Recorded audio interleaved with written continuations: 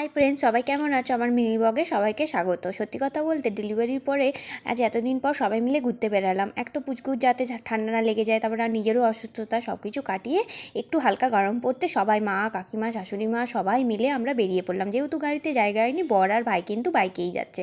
তো আমরা প্রথমে পৌঁছে গেছিলাম ঝাড়েশ্বর মন্দির, যেটা হচ্ছে আনন্দপুরের ওখানে, খুবই জাগ্রত ভোলে বাবার মন্দির।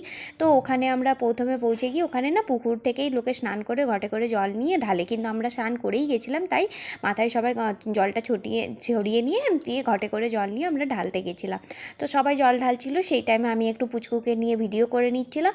সবাই বেরালে তারপরে পুচকুকে ধরলে আমিও ঢুকবো এবার জল ঢালতে। খুবই কিন্তু জাগ্রত মন্দির আর ভীষণ সুন্দর। আর এই করতে করতে সবার জল ঢালা হয়ে যেতে সবাই বেরাতে পুচকুকে ধরতে আমি এবার ঢুকে পড়লাম পুজো দিতে। সেই টাইমে একটু ভিডিও ক্লিপ নিয়ে নিলাম।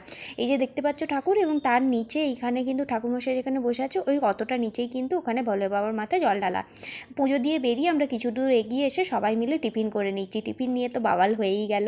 তো তারপরে যাই হোক, সেখান থেকে আমরা হুমগড় রসকুণ্ডু, মানে খুবই জাগ্রত একটা আরেকটা ভোলে বাবার মন্দিরে পৌঁছে গেলাম। তখন কিন্তু আমার পুচকুও উঠে গেছে, মায়ের কোলে ঘুরছে, আমার কোলে ঘুরছে। ও তো ভীষণ খুশি, তার আগে গাড়িতে এত ঘুমিয়ে নিয়েছে, উঠে গেছে। তো যাই হোক, রসকুণ্ডু মন্দিরের ভেতরটায় খুব একটা ভালো করে ভিডিও নিতে পারিনি, মন্দির তখন বন্ধ প্রায় হয়ে আসছে। তো যাই হোক, তাড়াতাড়ি করে আমরা পুজো টুজো দিয়ে সেখানেও কিছু ফটো টটো তুলে আমরা আবার বাড়ি আসার জন্য রওনা হলাম। তোমাদেরও কেমন লাগলো জানিও।